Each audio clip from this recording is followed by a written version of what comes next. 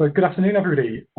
Thank you for joining us today. My name is Matt McCallum. I'm Director of Member Engagement at ARMA, and this is the first of our virtual roundtable events on the UK R&D Roadmap in partnership with Ex Libris. These events are aimed at reaching a shared understanding of the key trends in R&D policy, and we'll be exploring possible directions for the implementation of the roadmap, and crucially, understanding how our contribution can be made to the development of the UK R&D ecosystem. The theme of today's event is the role of R&D in levelling up agenda and economic opportunity across all the nations and regions in the UK. We're joined today by an expert panel who've kindly volunteered to lend their time and expertise for today's event. I'm going to hand you over now to Sarah Richardson from Ex Libris, who's going to be chairing today's discussion. Thanks very much, Matt, and thank you to everyone online for joining us today.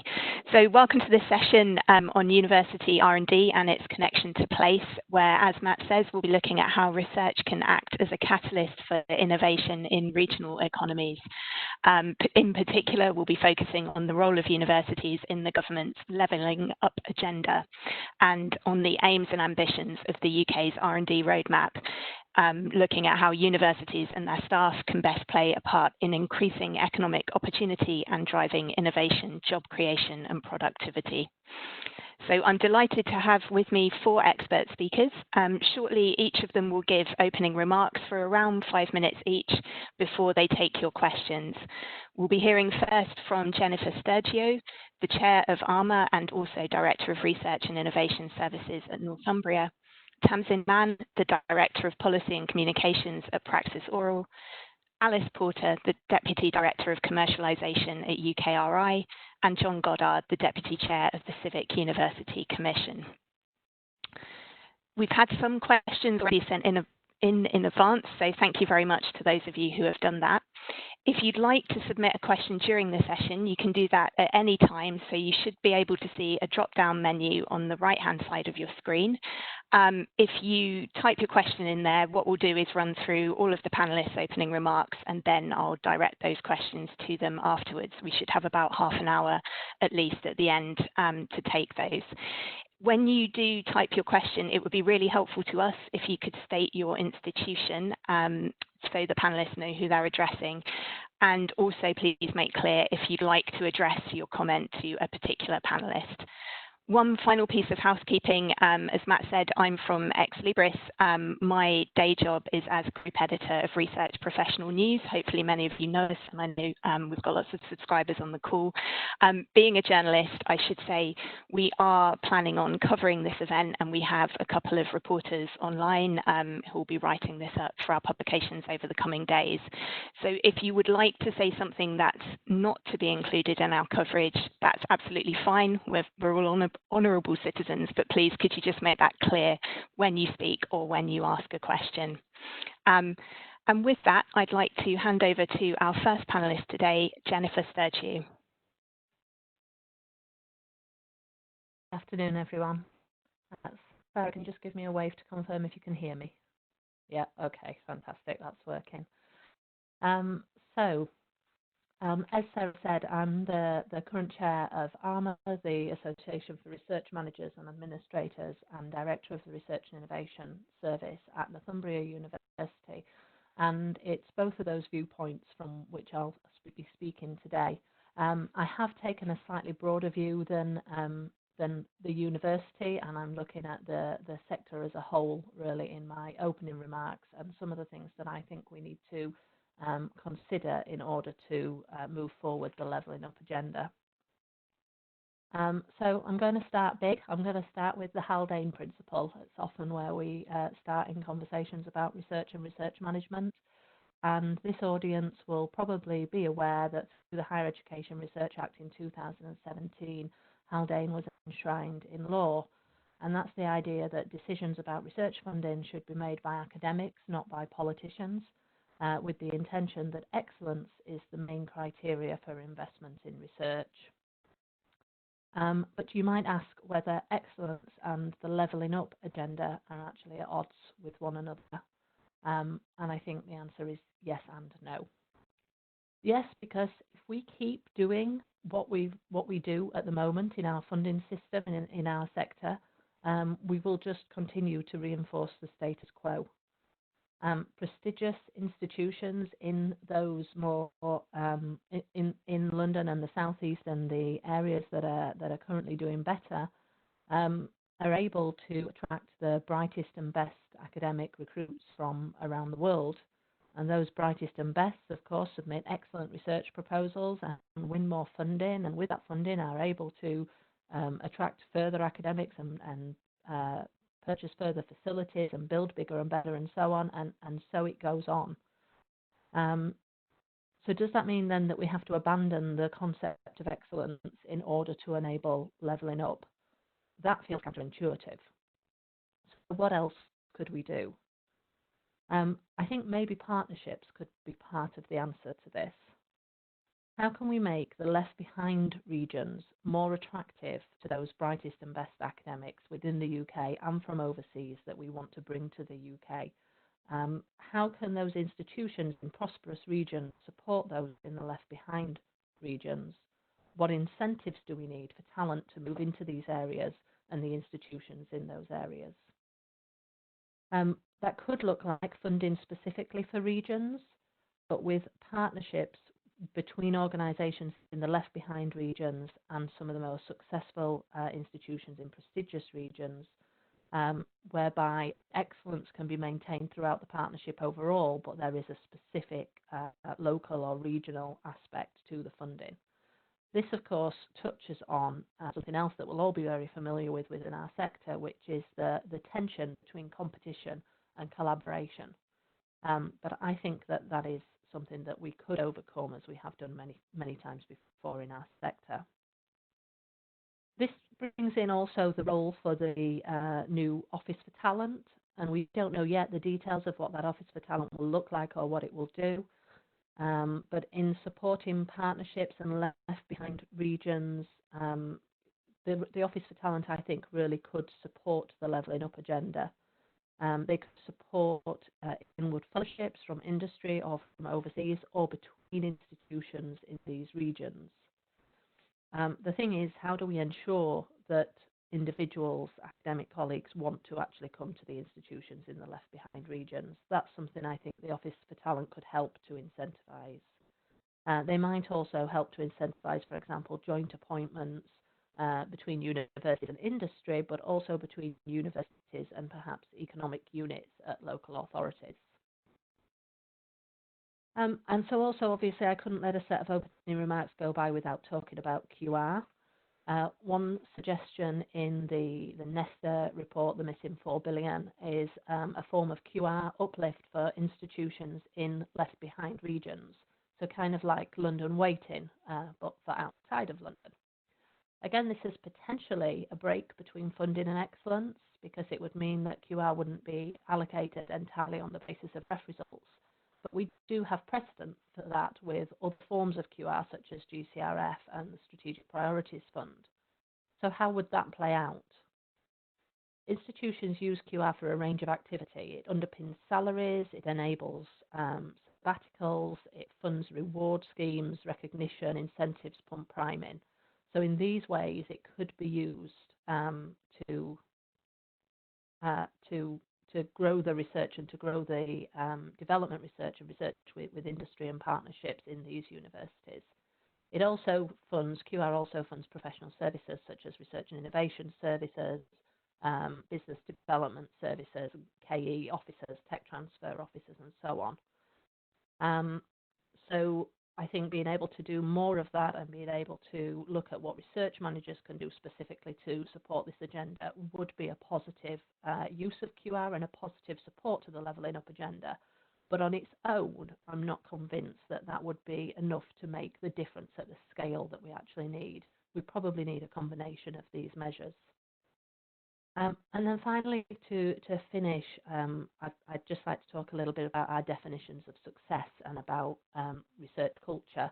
We're talking a lot about culture in our sector at the moment in the R&D Roadmap, through ARMA and through lots of other organisations in our own institutions. But I think there's a real question when it comes to levelling up and definitions of success that we need to tackle related to research culture. For many of our academic colleagues, success is defined as publication of a certain type of article in a certain type of outlet. And it's not always clear that work with industry is recognised and rewarded in the same way. I know that some institutions are moving towards or may have already made good strides in how they recognise such activity, but I certainly don't think we're all the way there yet.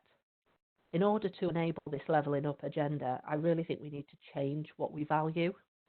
And research managers, ARMA members, can certainly play a big role in that and can prompt the discussion within their institutions. But we need academics, funders, the whole ecosystem in order to be able to change those definitions of success.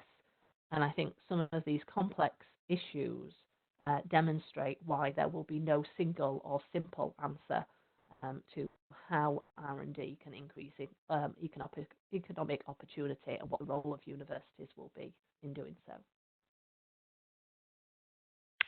Thanks very much, Jenny.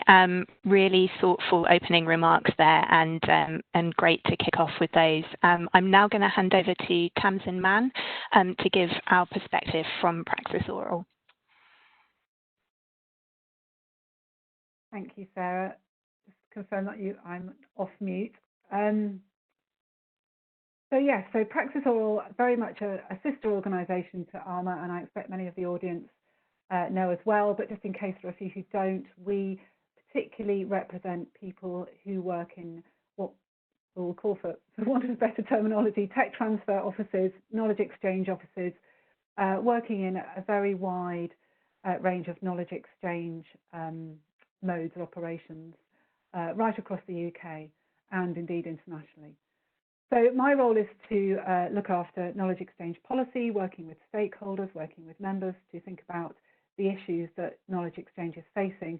And as you all know, it's a very busy space right now. We've just got to grips with the knowledge exchange framework and its launch. We've got the rollout of the Concordat during this year. We've got a review of HIFE funding, Higher Education Innovation Fund money, on the near horizon. And we have a review of HEDC, that's the data for the sector, rather galloping away a bit like a unicorn on the horizon at the moment, but I've been promised it will be happening soon. And we recognise that, places has become another really important theme that we need to address in knowledge exchange, not least of all because we have many members from the devolved nations who are dealing with the same things in slightly different ways. I've worked particularly with our members in Wales over the past few years to tackle the lack of innovation funding there, the fact that HIFE isn't devolved on the same basis as it is in England. And that's a problem not only for creating KE capacity in universities in that place, it also creates problems when we want to talk about knowledge exchange funding in a single kind of place-based breath. We have to always give the caveats of, well, things are done slightly differently in Wales, they're done slightly differently in Northern Ireland and in Scotland. That unifying that conversation can be problematic. That's quite a high level, but just wanted to make that point. We also recognise that members in different places have very different needs. Something that Oral did before merging with Praxis Unico, as we were, was to have special interest groups based around place, and that's something that we are definitely supporting again, and is a very good way of surfacing more regional knowledge exchange dynamics and enabling communities to come together to talk about the kind of knowledge exchange that they need. That's happening in places that have what may be considered very well developed knowledge exchange ecosystems, as well as in places that may have a much more distributed set of anchor institutions, and the North is a perfect example of that, I think. And the levelling up agenda is complex because it does involve so many contributing factors. Universities have an important role to play, I think, because they have so much to offer on so many different fronts, and that's why their role as local employers, providing workforce skills, providing opportunities for R&D collaboration, feeding into business skills, just engaging with communities. There's so many different ways that they can play a role in research and development, but also in levelling up and the way that they work together.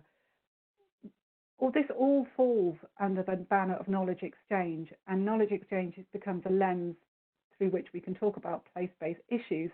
But at the same time, we need to recognise that there's a much greater range of stakeholders in this space than we might have thought about 2-3 years ago. And I think, you know, John will speak about the civic university movement, but I think that movement in particular has really brought that to the fore. The other place that I wanted to just quickly talk about was the universities as a place in themselves. You know, universities are large places, particularly if they're campus universities. You know, they're a particular kind of place and space. They often define the town or the region that they are in, but they have internal communities that also need to be better joined up. And the place-based agenda, again, really makes us realise that, you know, the knowledge exchange team might be doing something on the one hand. As Jen said, you know, the research management team might be thinking about place and how QR could be deployed and all the other tensions they're dealing with. From another aspect, the public engagement team's doing something over here, and then you've got a totally different level of interaction with perhaps the university leadership and how they want to position themselves within a civic community and alongside LEPs. So there's lots of different points of entry, I think, around this place-based agenda. And I think universities need to share those opportunities and create more coherent responses, perhaps, to place-based issues. And then finally, I wanted to just raise the point about metrics and how we measure place-based engagement in a way that is helpful to us all. How do we demonstrate that the university sector is kind of meeting expectations of external stakeholders? How do we show funders that we're using funds like QR and like HIFE in particular in the way that they are expecting us to, but in a way that is also making a difference, in perhaps also demonstrating where there are still gaps in the funding mechanisms and what more is needed. I do particularly, I've already seen in the comments, I love Jen's suggestion about joint appointments. I mean, I think that is, you know, that encouraging movement of people, I think, is the most effective way of knowledge exchange. And I mean that in terms of knowledge exchange for innovation, but also in terms of understanding different cultures of businesses, however they're defined. And we shouldn't forget that businesses, you know, we use that in a very large way as well. And we mean absolutely third sector here as well, community groups, as well as, you know, our traditional definition of business. So we need metrics that can help us to understand where we are now, can help us to define those gaps and where we want to be, and don't create a huge new burdens for us all alongside all these very many things that we're trying to tackle at the moment. So that's my points made. Thank you very much, Tamsin. Again, lots to pick up on there. I'm going to come to Alice shortly to give us a perspective from UKRI. First of all, I'd just like to remind our guests that you can ask a question at any time, so please do, if there's something that the speaker says that prompts a thought from you, do type that in the Q&A box as you're listening. And now I'm going to hand over to Alice Porter. Thank you. Hopefully you can hear me. Great. So my name's Alice Porter. I'm Deputy Director of Commercialisation at UKRI. I very recently joined UKRI. I'm just 2.5 months into the role. And I've actually joined a new team that's focusing specifically on commercialisation. And I'll come to explain a little bit about our remit and what we're there to achieve shortly.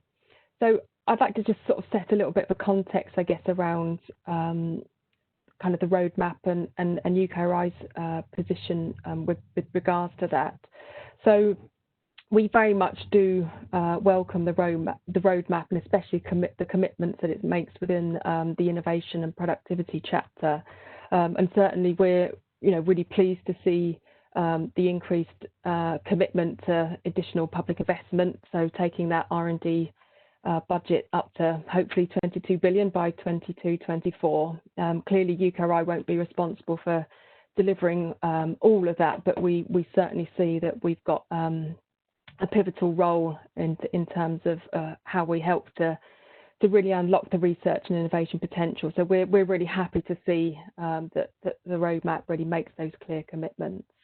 So, I mean, we very much recognise that we have a convener role here within the ecosystem, and, you know, we have the opportunity to really facilitate how, you know, we work with our partners and our stakeholders to really catalyse the strengths that exist within the system, and really making sure that we engage, with everybody to really catalyse, getting the most out of productivity, and really helping both the nation, and the world potentially to address some of those kind of global challenges.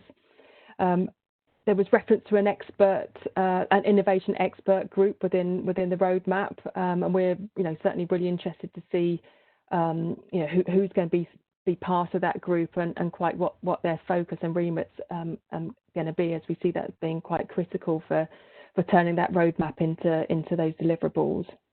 I think also it's really important to note that we've got a new CEO with Ottiline Lysa joining the organisation, and I think she brings perhaps a little bit of a different perspective compared to her predecessor, and she very much does focus on that role of a facilitator and convener within the ecosystem as a whole. So she's made some really clear commitments about how we have a great opportunity around bringing those players together, and very much recognising everybody within the ecosystem, whether it's the academics, the universities, third sector, charitable bodies, as well as public sector and the policy setters within that. Ottiline also really has a strong focus on EDI and the research culture as being absolutely key for underpinning and being really inclusive of the contribution that everybody has as a part to play in that. So just to focus a little bit on my team and what we're doing and how that links with the levelling up and the productivity piece. So my team, commercialisation team, was created back in February, and we've really been sort of set up to focus particularly on how UKRI can sort of better support the impacts that come out of the research that we fund and we help support. So really kind of focusing on impacts in their broader sense, so societal as well as economic, and really focusing on commercialisation in terms of all of what we can bring to market, whether that's technology or products or processes or services or policy change that better supports innovation and productivity for the UK. So we're really about how we can sort of drive stronger and sort of deeper connections between universities and businesses. And we've got a few specific areas of focus, particularly around the kind of continuum of funding from the fundamental research through to knowledge exchange and then translation and commercialisation, and how we can focus on better supporting both the place agenda aspects of that and the kind of skills development, as well as sort of better access to finance to support new business creation and helping to make this happen. The data and the evidence bit is absolutely critical in terms of what we do and how we kind of set our agenda and really ensure that we are driving improvements in performance.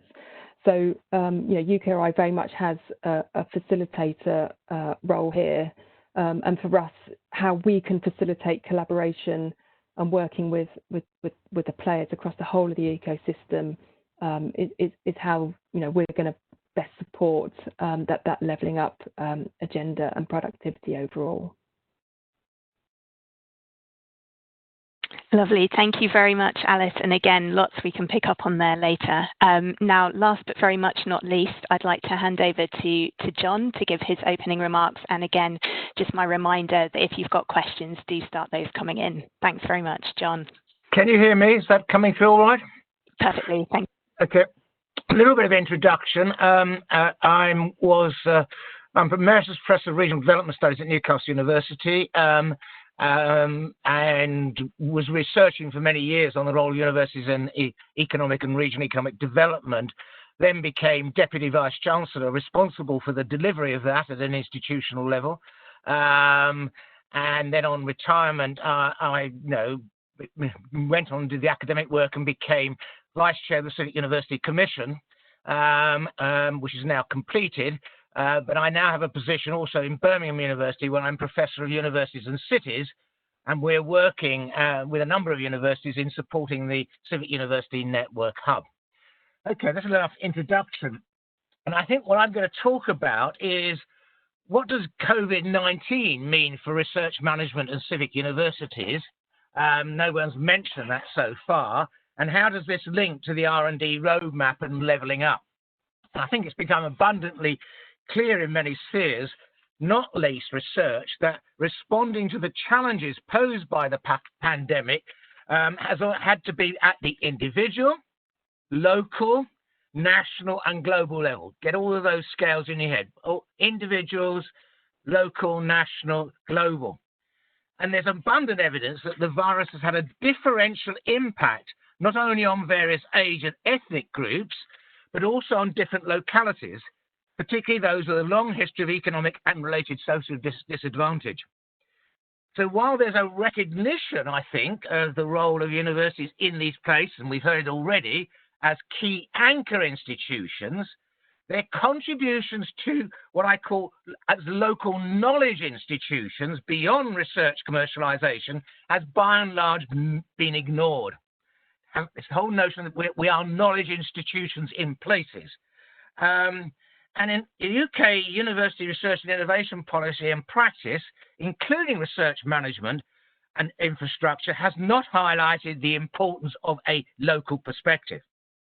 But, and this is the key but, during the crisis, many universities have worked with health service providers, with businesses, with local authorities, with community groups, and the voluntary sector with real pace, skill and scale in a way that's reinforced the trust and confidence of local people in their universities.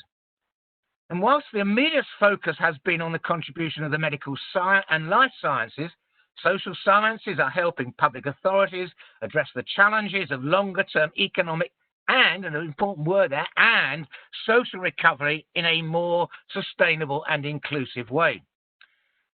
This response is reinforcing, I think, an emerging trend in ways of doing research, which you are probably aware of, based on on identifying needs and co-creating knowledge with users and beneficiaries in business and the community, and using the locality as what is often called a living laboratory. And this perspective resonates with the future vision of UKRI articulated by the new CEO that Alice has already referred to. And she states in her presentation to all the staff, and I will read this quote, and it's circulating around the system, and I'm quoting from Otterling: to build a thriving, inclusive research and innovation system that connects discovery to prosperity and the public good. To work together with many other actors, including close partners at the heart of the R&I system, such as HEIs and institutes, innovative businesses, investors, and not-for-profit organizations and policymakers, and a wider set of partners such as the education system and civil society. So what she's seeing is this whole regional innovation system as being much more broadly than just our research and our links with business. In response to a letter signed by over 500 academics, she has recognized that this resonates with the work of the Civic University Network, composed of a diverse set of near 100 universities in a wide variety of settings. And the network members have committed publicly, vice-chancellors, to create civic university agreements, and many of you in the audience will be aware of this, civic university agreements with their local partners, and to support sharing of best practice in working with partners around place, the public, and in partnership, and in also measurement and impact of this activity. Now, how does all of this link to the R&D roadmap and levelling up? Well, I've been very heavily involved in discussions with BAYS, the Royal Society, the British Academy, around these issues. And a major challenge that's emerging in BAYS for those responsible for the roadmap and supporting the contribution of research and innovation to levelling up is that a place-based perspective requires joining up many areas of central government: health, education, business, culture, as well as local government. So this whole idea of joining up, if you want to place perspective, is critically important.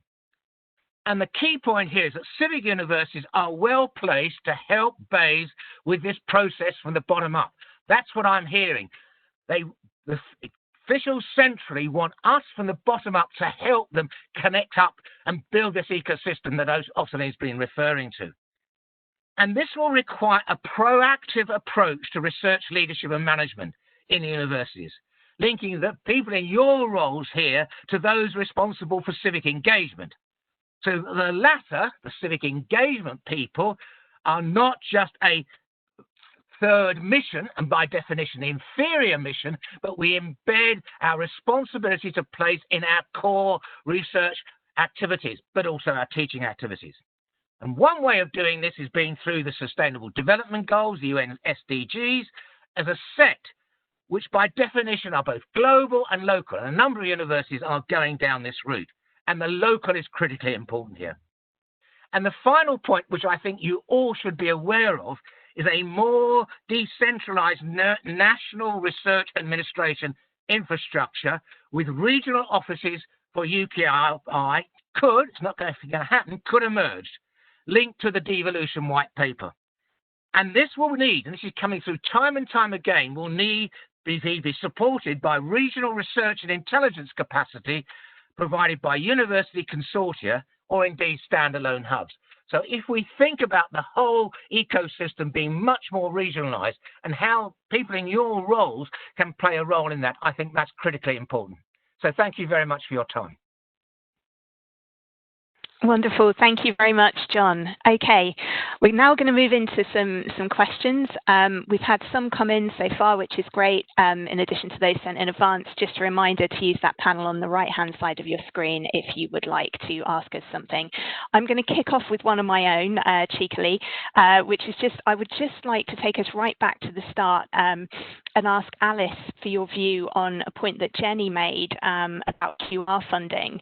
And the potential for perhaps an enhanced QR element focused not primarily on the ref results, but something that could be expanded so universities have the flexibility to use QR to fund partnerships with those regions, with those universities in less advantaged regions.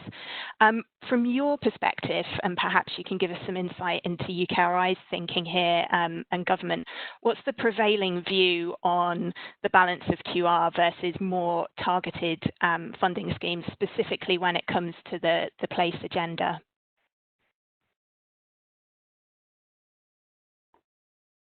Hi.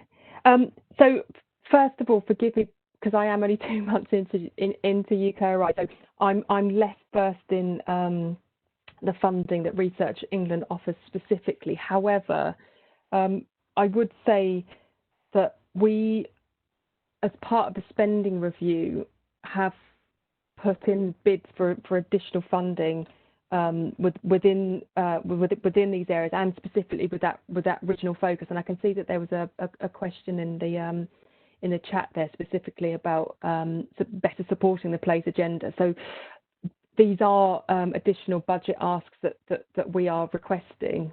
And you know, we kind of wait with bated breath as to what comes back from BEIS as to where you know, these budget lines are heading. But these are things that we are explicitly asking for in terms of how we can then deliver that better support.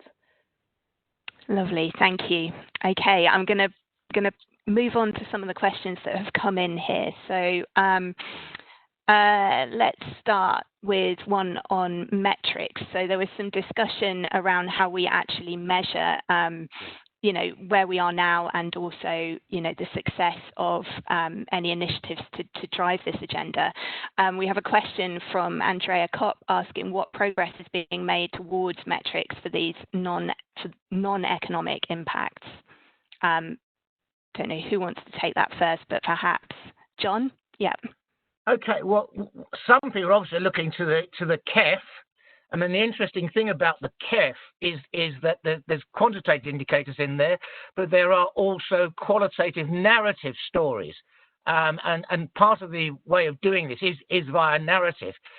I've worked quite extensively, and we're doing this in the civic university movement, in what we call a system of self-evaluation and peer review, where the outside stakeholders work with the universities in saying how well we are working together, what difference we are making, and then the peer review begins expertise from regional development and expertise from higher education and research. The OECD does a lot of all of this. So one of the things we're trying to do with the civic university movement is developing a toolkit for evaluation of impact of where universities work together. I'm not entirely convinced that it's going to be the same as KEF. And there is a whole set of questions about what KEF is for and where it is going to go to.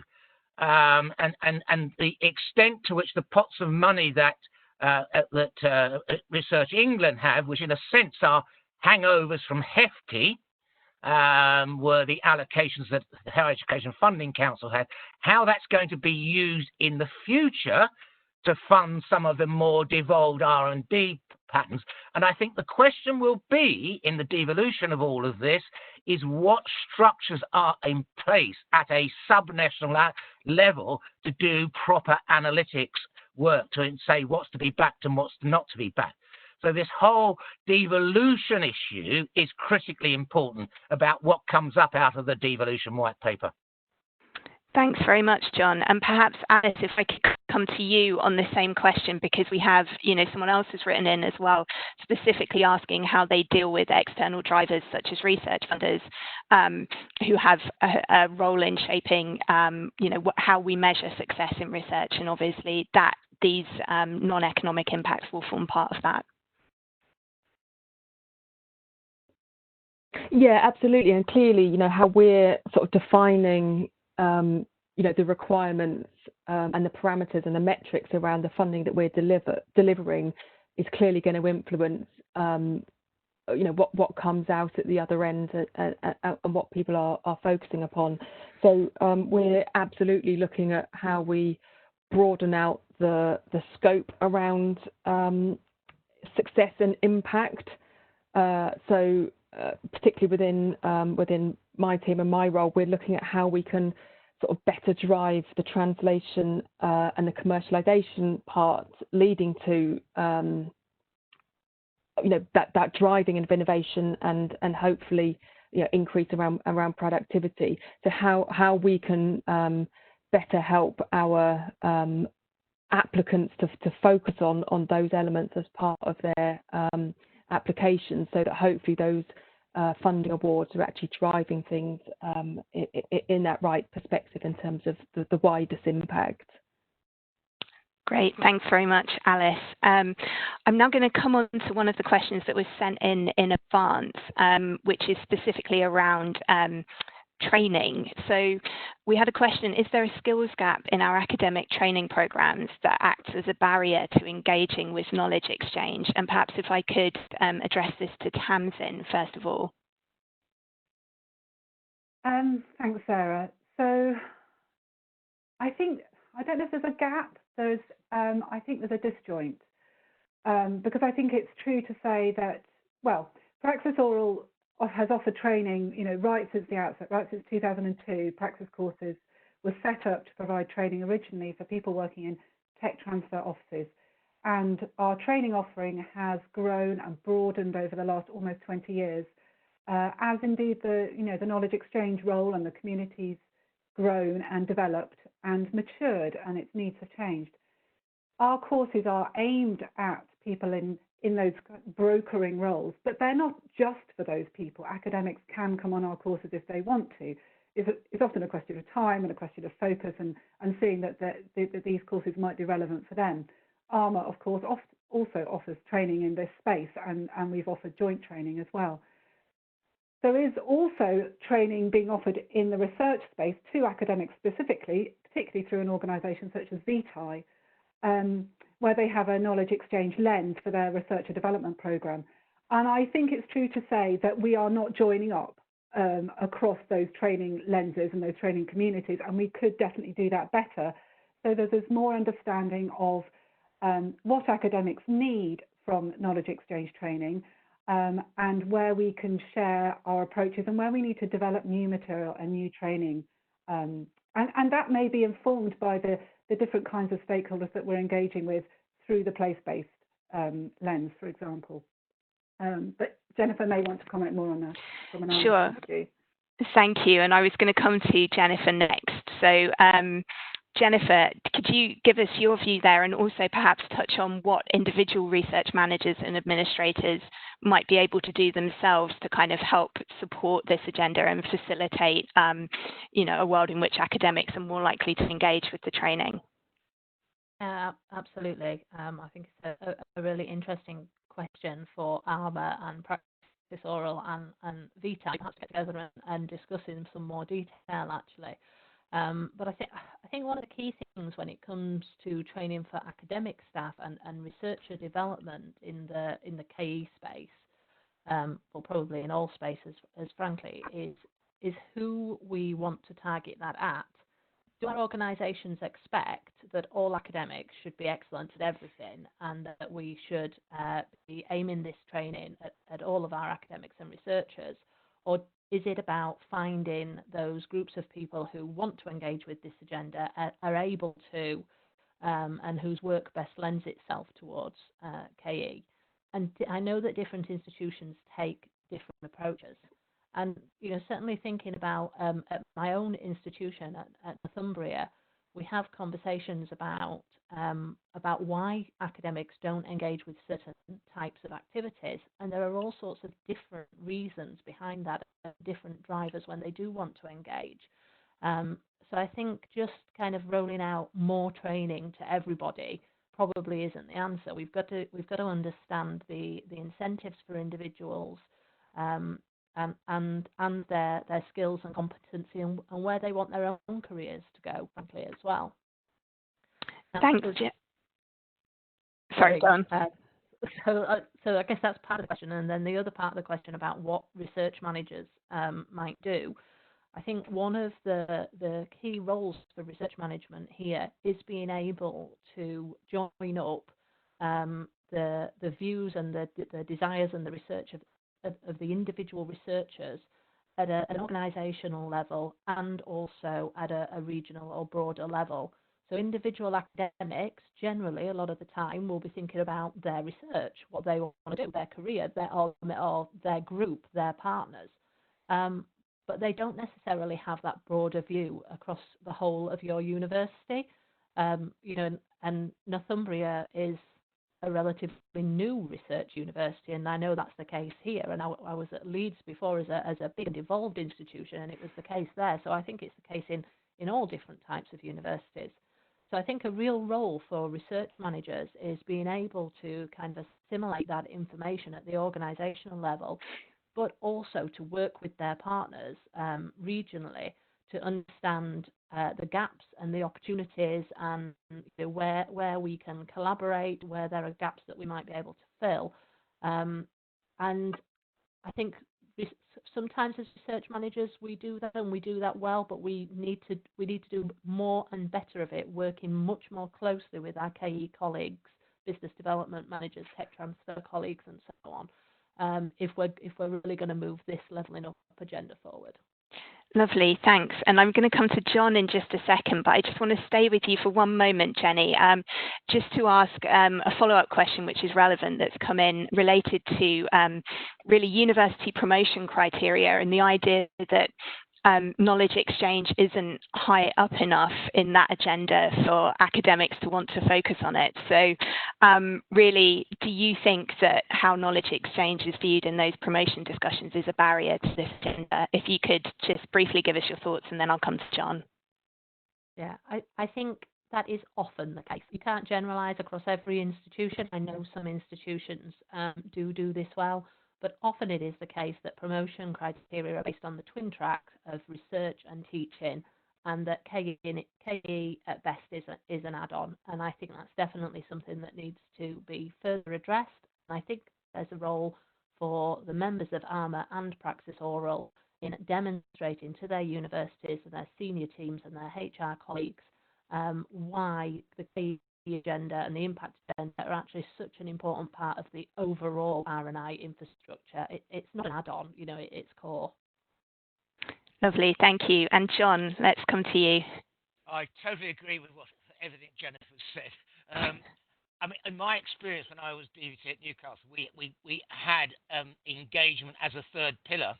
One of the key things about that is we had a process by which peer review for academics going for promotion had to be and they were emphasizing engagement, had to have external members of the peer review panel. So if you were collaborating with business, public authorities, so you're not only reviewed by your sort of academic peers, but by your external peers. And it all goes to this notion of how we develop universities as institutions, issues of institutional change. And critical here is where the functions that everyone in this network represents relates to, broadly speaking, the HR function, the head of administration, registrar, whatever you call it. And it's about actually trying to work on a process of institutional change. And often the trick in all of this, and it's what we used in Newcastle, was the notion of saying to the academy, we're interested in not only what you are good at, but what you are good for. And the notion to say to academics, you're not only you're in the university, you're in your discipline, but you're also a citizen of Newcastle. So this notion that people have some responsibility to place as a member of the university. And we attracted many international academics. I remember recruiting academics to Newcastle and Oxford. We're coming to Newcastle because it's a real place. And so this notion of getting sense of responsibility to place embedded in the value systems of the academy is incredibly important. And I think COVID has changed that dramatically. And I think it's really accelerated it. Brilliant. Thank you very much, John. Tamsin, I know you had your hand up a moment ago. Sorry, we haven't mentioned the KE Concordat, which of course is, you know, a really important piece in this discussion because it is about promoting the knowledge exchange mission alongside teaching and research, bringing it in from the fringes of university activity and making it a much more central mission and activity. That's not going to be particularly easy, but you know, we've got a development year that's just kicked off this week with the release of the implementation plan. And so universities now have some time in which to think about how they want to talk about the knowledge exchange that matters to them, how they're going to resource it, where they've got gaps, how they're going to train people, how they bring in more of their research base, how they bring in students. Students are such an important community in knowledge exchange right now. And we haven't touched on that, but you know, if you think about student communities and the places they're in, how that's impacting on the work that universities do in that kind of civic space, I think is very interesting and maybe almost the most important dynamic that we have, you know, to engage with over the next few years, I think.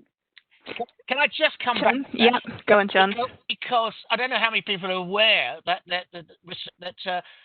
the Office for Students has sponsored a programme of work of the role of students in knowledge exchange.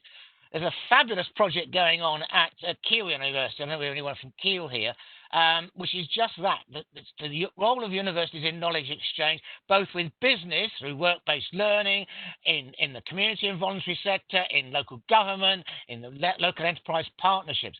So I'm just emphasising that point. And that's quite significant. I don't know how many people are aware that the HIFE review is a joint review between Research England and the Office for Students. Okay, so this whole notion that students are critical to all the things we've been talking about is just be aware of that.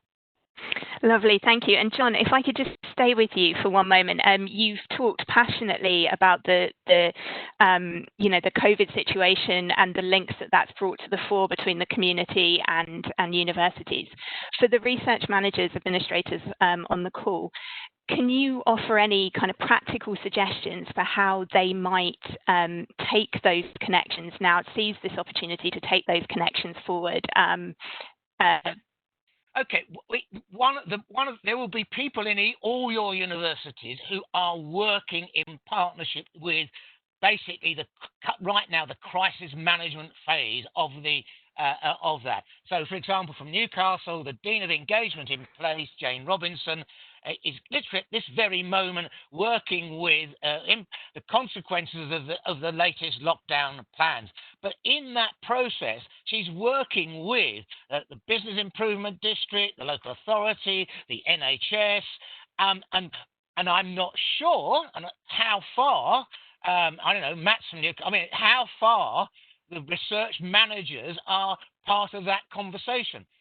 But I think, what she is doing is setting up a research and intelligence hub in partnership with all of those other stakeholders, and they're all very interested in how we get recovery.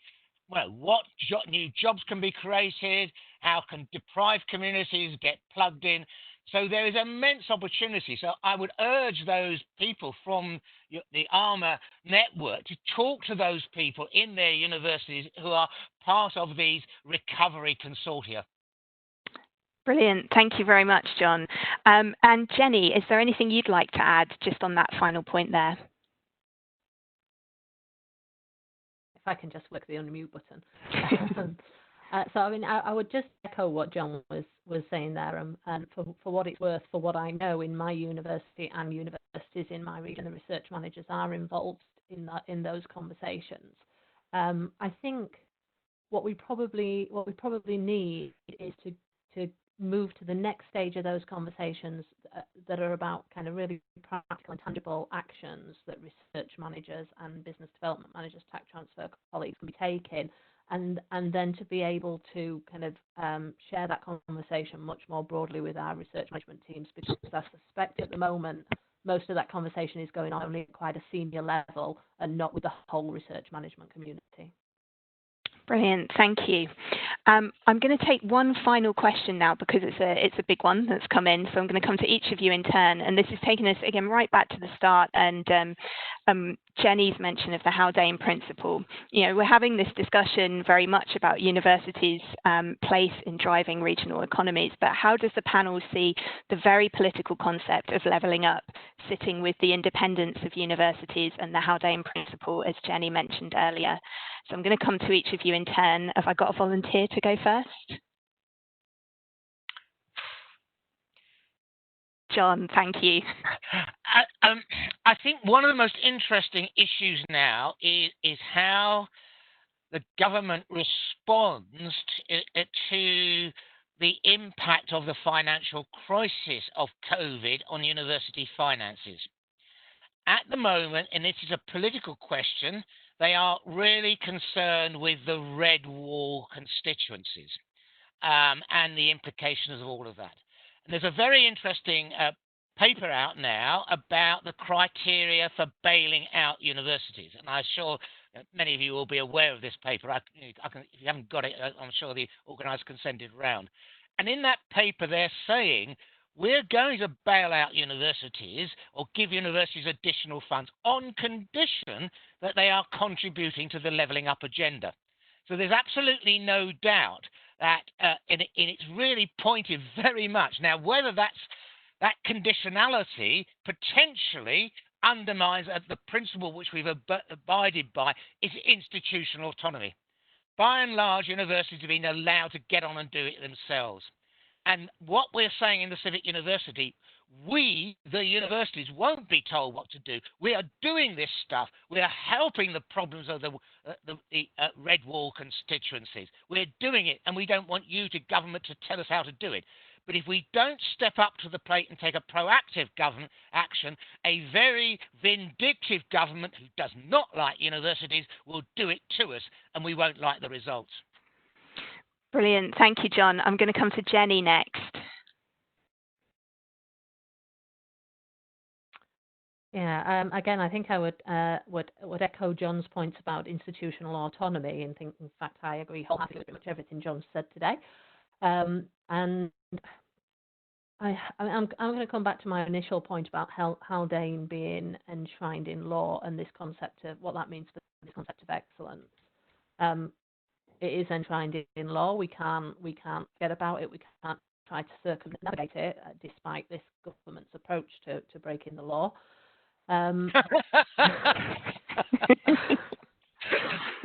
but I think, you know, as per some of the things I said in my opening remarks, I think there are creative ways that we can ensure that both of these agendas can work together.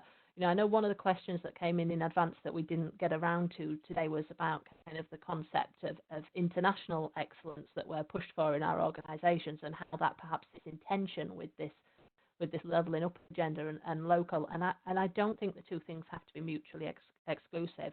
We are a creative and intelligent sector. I am quite sure that we can find ways to not just to deliver on both of these agendas, but actually to do so in harmony in a way which improves our research and innovation overall, not one at the cost of the other. Lovely, thank you. And Tamsin. Yeah, it's a big one, isn't it? I think I've just made a couple of notes as John and Jenny have been speaking. One, I would point to the HIFE review, which is coming up. You know, HIFE is such a valuable piece of funding for universities because it is non-hypothecated. You know, universities can use it in the way that they see fit for pursuing their knowledge exchange goals. It's combined with lots of different other forms of funding. You know, it's used as leverage to bring in other pots of money. But that does provide this security of autonomy. Now, it's under review, and Alice Frost has said it's going to be a radical review. And as John has pointed out, you know, the OFS role in this is very important as well. There are, you know, it's an opportunity for thinking about how we use HIFE funding. It's also something that we need to be aware of in you know, new requirements that might be attached to HIFE. That's something I'm slightly concerned about. I think we also just need to think about devolution in the English space and the role of LEPs and other economic stakeholders, how they're coming together, and we need them to advocate for the role of universities. So it's no good universities just saying, we can do this, we know how to do it. We need new advocates that the government will listen to, and they need to be from outside our usual spaces. We're very good at talking to each other, you know, but we need to talk to new stakeholders and get them speaking for us as well. Absolutely. Thank you very much. And I've deliberately, as the representative from UKRI, left Alice till last on this question. Alice, can you give us your thoughts? Thank you. Yeah, I think it just comes back to, you know, our position as that facilitator and that convener, really, and you know, understanding how we can work with all the key players here to really help facilitate, make this happen. So I think, as I mentioned before, we have a number of specific areas of focus around how, particularly, our funding can be better focused at some of those regional areas and issues. How we can better support the skills development on this piece, and again, how we can better support the access to finance, and particularly kind of making kind of, you know, leveling up around you know, those universities that don't sit within perhaps the Golden Triangle, and you know, have access to that kind of investor and venture capital type environment that you have that very much sits within London and the southeast. So really, just really reiterating that convener and that facilitator role, and how we can work, you know, to catalyse that ecosystem. Sure. So basically acting as a facilitator rather than being too prescriptive about what universities spend the money on. Yeah, I mean, I think, you know, ears are open in terms of you know, understanding where best the funds can be applied to reach that impact, but absolutely acting as a facilitator. Lovely. Thank you very much. Well, we are just about at 1 o'clock, just over in fact. So I'm afraid that's all we have time for today, but lots of interesting discussion points there, and I'm sure things that ARMA will take away and pick up with members if you would like to further the conversation. And again, just to remind you that we have 2 more of these events running in the coming weeks, so you will receive details of those as well. Before I go, I'd just like to say thank you very much again to our speakers today, to Jennifer, Tamsin, Alice and John for their time, and to all of you for joining us and for your questions. Thank you very much, and I hope to speak to you again soon. Bye-bye. Bye.